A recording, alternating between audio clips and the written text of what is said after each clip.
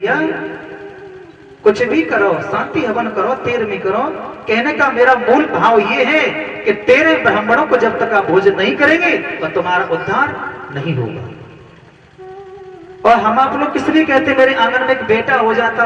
अरे बेटा हो जाता, बेटा तुम्हारे साथ थोड़ी जाएगा, ना पत्नी साथ जाएगी ना तुम्हारे बेटा जाएगा।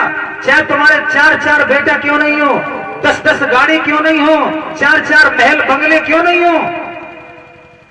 इसीलिए तो कहते हैं कि हमारा पिंडदान तो कर देगा, तेरे ब्राह्मण को भोजन तो करा देगा, जिससे हमें नरक का भोग भोगना नहीं पड़े। नरक में तो हर इंसान जाता ही है, लेकिन नरक जाने के भी नियम हैं। अगर तुमने तेरे ब्राह्मण को भोजन कराया है तो तुम्हें रास्ते में वही भोजन प्राप्त होगा जो तुमने ब्राह्मणों को कराया है। अगर तुमने पिंड दान किया है तो तुम्हें पिंड दान के रूप में, नाश्ते के रूप में भोजन मिलेगा। अगर तुमने जल दान किया है तो तुम्हें जल की प्राप्ति होगी। और जो लोग तेरहवीं नहीं करते हैं ना, उन्हें इस तरीके से बांध कर ले जाता है लोहे की जंजीरों में। आप पढ़कर के देखो, गरुड़ पुराण पुस्तक लेके आइए, गरुड़ पुराण में सब कुछ लिखा है। कल मैं कह रहा था कि हमारी माताएं जो है ना, जब पैर छूती हैं, हमने देखा है एक साड़ी का कोना है ना, वो पल्लू से बोलते हैं, साड़ी का कोना लगा करके और पैर छूते हैं। इसका कारण मालूम है? गरुड़ पुराण में है, ये भी पुराण मिला है। क्यों लगाते हैं, ऐसा क्यों करते हैं? ये इसलिए करते हैं, ये कोई प्रथा नहीं है। ना ही साड़ी के पल्लू लगाने से पवित्र हो जाते हैं। हमने इनको पूछा, बोले साड़ी का पल्लू पवित्र होता है इसलिए छूते हैं। ये गलत है। सत्य तो ये है, प्रमाण ये मिला है, जो हम आप लोगों के ये नाखून होते हैं, आपने देखा जब नाखून जब ये बढ़ जाते हैं तो उसे मरे हुए में गिनती कर देता है, ये नाखून मेरा मर गया है, ये अपवित्र हो गया, इसमें जान नहीं है। क्यों? जिसमें जान होती है उसमें दर्द होता है। इसे काटो दर्द नहीं होगा, क्योंकि ये मर चुका है, इसमें प्राण नहीं है। और मरी हुई चीज जो होती है वो अपवित्र होती है। जब ये नाखून हमारे नाखून दूसरों के पैरों से अगर स्पर्श होंगे तो सबसे पहले क्या टच होंगे? नाखून। वो बड़े हुए जो बढ़ गए हैं ना, मरे हुए बड़े हुए नाखून अगर पैरों से स्पर्श होंगे तो वो अपवित्र हो जाते। इसलिए धोती का छोक लगाना आरंभ किया।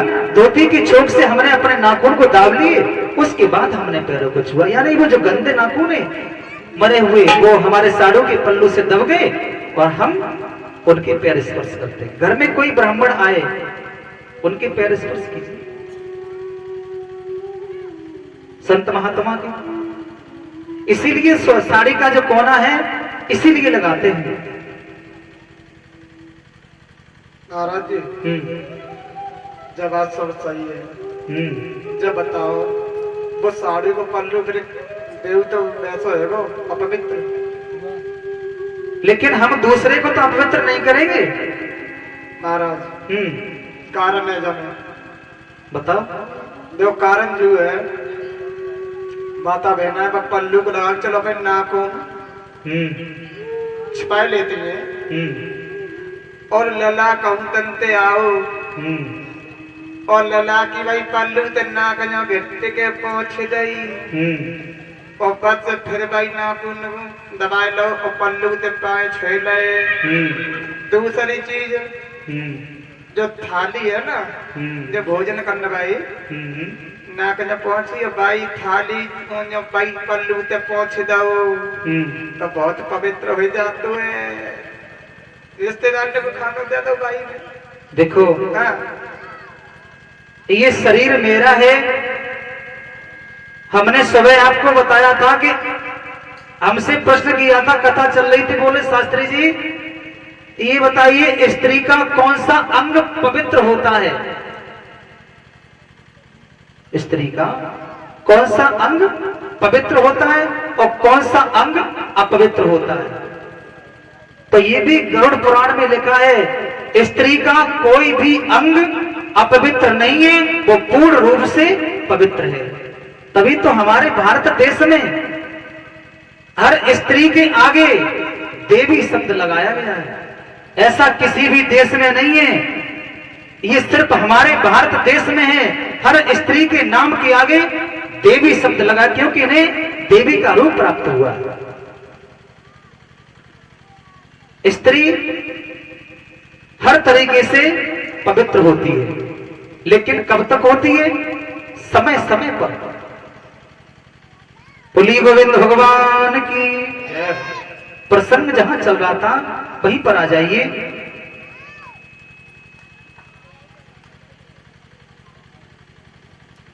प्रसंग चल रहा था महाराज परीक्षित के बारे में।